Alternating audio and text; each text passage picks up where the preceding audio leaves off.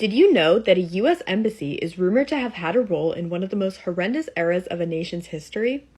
In Indonesia, the years 1965 to 1966 saw a period of violent political campaigns between the country's communist and non-communist forces.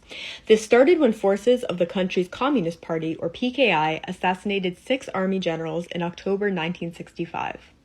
This then resulted in army forces under Major General Suharto launching a movement to rid the country of the PKI and other leftist groups. This extermination attempt left over 500,000 Indonesians dead. Suharto then took over as dictator until 1998. However, an article by an American reporter claimed that the U.S. Embassy in Jakarta actually actively supported these massacres. The article, which paints a very negative picture of the U.S. Embassy, was published on May 19, 1990 by States News Service journalist Kathy Cadane. She claims in this article that U.S. officials confirmed the roles they took in providing lists of as many as 5,000 known communists to General Suharto, checking off when they had been killed or captured. They further took a role, she writes, in the suppression of the killings in the media. It can be said that the targeting of the PKI was a major win for U.S. foreign policy goals at the time, which was essentially stopping the spread of communism at all costs, and that Suharto's takeover marked a major turning point in the Cold War.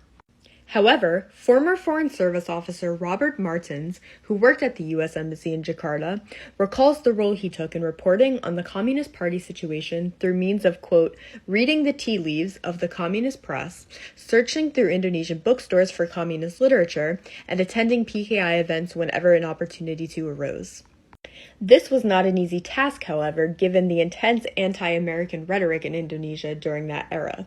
He recounts a story of actually attending a PKI event after the U.S. Embassy was mailed an invitation by accident and sat right behind the party's leader. Martins went on to assemble lists of information about the PKI, which had mainly come from the general communist press. He indicates that this was not by any means a death list, but rather an outlet for non-communists who were living in constant fear of the violent communist movements to gain insight into the other side. He states that Cadane's accusations are, quote, about as sensible as trying to say that anybody that kept information on the Nazi Party in the late 1930s so that Americans might be able to distinguish between Martin Bormann and Heinrich Himmler and discuss it with non-communist Germans is guilty of some heinous crime, end quote. Martins, who was interviewed by Cadane, denotes that the journalist completely misunderstood his points or was determined to develop a misconstrued picture of the events in Indonesia.